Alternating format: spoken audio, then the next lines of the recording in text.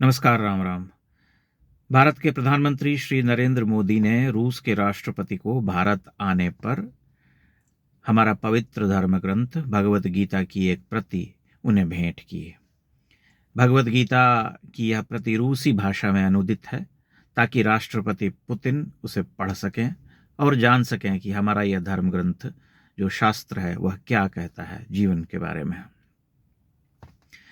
जब यह प्रति भेंट की गई उसके बाद पश्चिम बंगाल के एक वामपंथी नेता ने, जिनका नाम कि हन्नान मुल्ला है संभवतः, उन्होंने कहा कि वो तो चाय बेचने वाला है, चाय देता है या कॉफी बेचता है, कोई कॉफी बेचता है, कोई चाय देता है, जिसके पास जो माल रहता है वह माल देता है।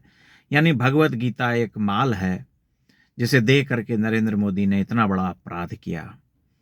और यही वो लोग हैं जो कि डुगडुगी बजाते हैं सेक्युलरिज्म की, सहिष्णुता की, और छाती फाड़ फाड़ करके चिल्लाते हैं कि भारत में गंगा जमनी तहजीब जो है वो पहले से जो चली आ रही थी सदियों से वह खत्म हो गई, समरसता जो थी वह समाप्त कर दी गई क्योंकि नरेंद्र मोदी ने इस देश को विभाजित कर दिया।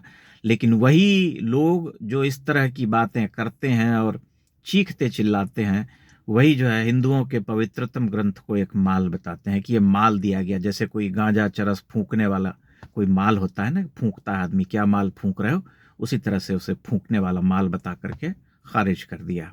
ये है इनकी महानता, ये बड़प्पन है। इनको समरसता चाहिए, सहिष्णुता चाहिए हिंदुओं से। ये भारत में जो हमारा जो सबसे पवित्र ग्रंथ है, जिस पर कि शतियों से भारतीय समाज जिसे पढ़ करके आगे बढ़ता रहा है, और सेक्युलरिज्म के इस संसार में सबसे बड़े जो मसीहा हुए आधुनिक काल में महात्मा गांधी, जो ये आए दिन बोलते थे कि जब भी मैं भटकता हूं जीवन में भगवत गीता मुझे जो है रास्ता दिखा देती है, तब उन्हें भी कहना चाहिए तक आप कौन सा माल फूंकते हैं। लेकिन ये इनका चरित्र है, यही इनका चलन है, जिससे आप अंदाजा लगा सकते हैं कि इस देश में वास्तविक रूप में क्या हो रहा है।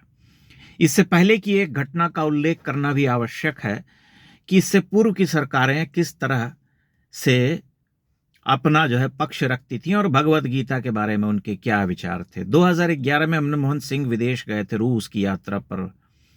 मेदवेदेव से उनकी भेंट हुई थी और उसी समय रूस में एक संगठन के द्वारा भगवत गीता को चरमपंथी ग्रंथ करार देते हुए उस पर प्रतिबंध लगाने का जोर शोर से हल्ला उठा था। रूस में यह मांग की गई थी कि इस ग्रंथ को पढ़ने से चरमवाद फैलता है, अतिवाद फैलता है, इसलिए इसे प्रतिबंधित कर दिया जाना चाहिए। तब जो है इस्कॉन के स्वामी जी ने और अन्य लोगों ने मिलकर के उनकी इस अन्यायपूर्ण मांग के विरोध में प्रोटेस्ट किया और मनमोहन सिंह से यह मांग की कि इस तरह की मांग करने वाले जो रूसी हैं उन सब से सरकार से बात करके इस बात को हैंडल करें और इस अन्यायपूर्ण मांग को जो है खारिज करवाने में हमारी सहायता करें। हालांकि मनमोहन सिंह सरकार ने उस घटना में अपनी कोई भूमिका नहीं निभाई थी, ना कोई हस्तक्षेप किया था।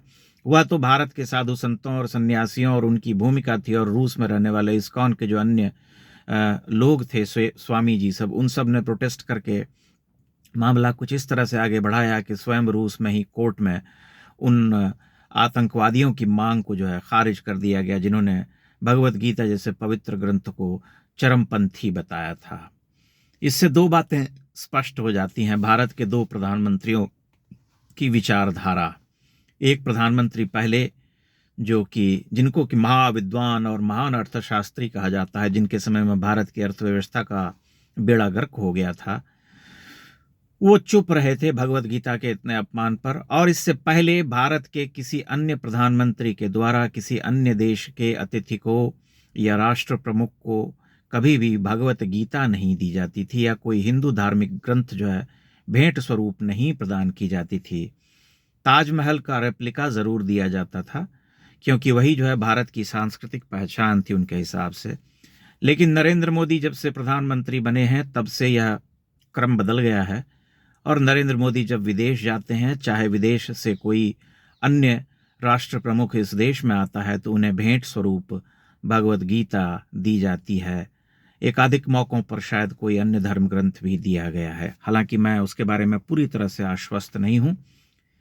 जहाँ तक मेरी याददाश्त है, मुझे लगता है कि उन्होंने हमेशा भगवत गीता की प्रति ही इन अतिथियों को भेंट की है। इन दो घटनाओं से आप अंदाजा लगा सकते हैं कि राष्ट्र के प्रति, उसकी पहचान के प्रति किसी राष्ट्र प्रमुख की भूमिका कैसे बदलती है, कैसे विश्व में इसका संकेत जाता है और कैसे चीजें अपने आप जो है बदलने लगती हैं। आप इसे साधारण सी बात कह सकते हैं, लेकिन यह पूर्वाभिमुख होने की घटना है, जिसमें कि देश का प्रधानमंत्री अपने देश के महानतम धर्म ग्रंथ की ओर पलटता है, पीछे लौटता है और उससे दुनिया को परिचित करवाने के प्रयास करता है कि दुनिया के अन्य जो देश हैं, उसके जो देश के प्रमुख हैं, वे भारत के इस विलक्षण धर्म ग्रंथ का पारायण कर सकें, देख सकें कि भारत में आज से हजारों वर्ष पहले कितनी उन्नत चिंतन पद्धति थी और यहाँ के जो देवता थे वो मनुष्य से किस तरह से संवाद करते थे जीवन धर्म को लेकर के। इसलिए नरेंद्र मोदी को पानी पी पी करके कोसने वाले जो राष्ट्रवादी और महान सनातनी जो स्वयंभू प्रकट हुए हैं, उन्हें विचार करना चाहिए कि जो मोदी इस देश को दे रहे हैं, क्या इससे पहले किसी और प्रधानमंत्री ने दिया है? उन्हें गंभीरता से सोचना चाहिए। आए दिन वे छाती पीटते हैं और कभी मुल्ला मोदी और कभी ये मोदी और कभी वो मोदी, कभी जातिवादी टिप्पणियां करने वाले महाविद्वान लोग जो हैं, उन्हें सोचना चाहिए कि नरेंद्र मोदी ने जो दिया है उससे पहले किस प्रधानमंत्री ने इस देश को दिया है 10-11 वर्ष के कालखंड में। तो भगवत गीता दिए जाने की इस घटना का हम जो है हृदय से स्वागत करते हैं और यह मानते हैं कि इसी तरह से भारत की जो प्राचीन भारत की जो कीर्ति पताका थी वह आने वाले समय में लहराती रहेगी, क्योंकि भारत के प्रधानमंत्री की जो विचारधारा है, जो दृष्टि है, वह पूर्व के प्रधानमंत्रियों से भिन्न है, पूरी तरह से बदली हुई है, क्योंकि वे जानते हैं कि भारत की जो प्राचीन गौरवशाली परंपरा है उसे कैसे पुनर्स्थापित करना चाहिए और उस दिशा में क्या प्रयास किए जाने चाहिए। वह प्रयास जो है भिन्न स्तरों पर दिखाई दे रहा है, जिसे आप अनुभव कर सकते हैं। मेरा वह बयां करना या बताना आवश्यक नहीं है कि जिसे आप अयोध्या से लेकर के, काशी से लेकर के अन्य तीर्थों तक देख सकते हैं। और यह एक लंबी प्रक्रिया है, जिसे कि जादू की छड़ी घुमा करके तुरंत जो है प्राप्त नहीं किया जा सकता। एक लंबे समय तक ये सब प्रक्रिया आगे बढ़ती रहेगी और मैं यह मानता हूं कि आने वाले समय में निश्चय ही भारत अपने प्राचीन गौरव को प्राप्त करेगा। पूरे विश्व में उसका फिर से डंका बजेगा हर हाल में। तो इन्हीं शब्दों के साथ मैं अपने इस वाचन को समाप्त करता हूं और आशा करता हूं कि आप मेरे साथ जुड़े रहेंगे, इस चैनल को सब्सक्राइब करेंगे। तमाम समसामयिक विषयों पर और इतिहास, संस्कृति, दर्शन आदि इन सभी विषयों पर मैं जब भी मुझे अवसर मिलेगा मैं कुछ न कुछ यहाँ लाने का प्रयास करता रहूँगा। साहित्य पर मैं जब भी बोलता हूँ तब उसके जो दर्शक या श्रोता होते हैं वे निश्चय ही कम होते हैं, क्योंकि मैंने यह अनुभव किया है कि आधुनिक साहित्य पर लोगों की उसमें रुचि कम होती है, वे कविता आदि सुनने में कम रुचि लेते हैं। तथापि वह सिलसिला भी चलता रहेगा यदा कदा।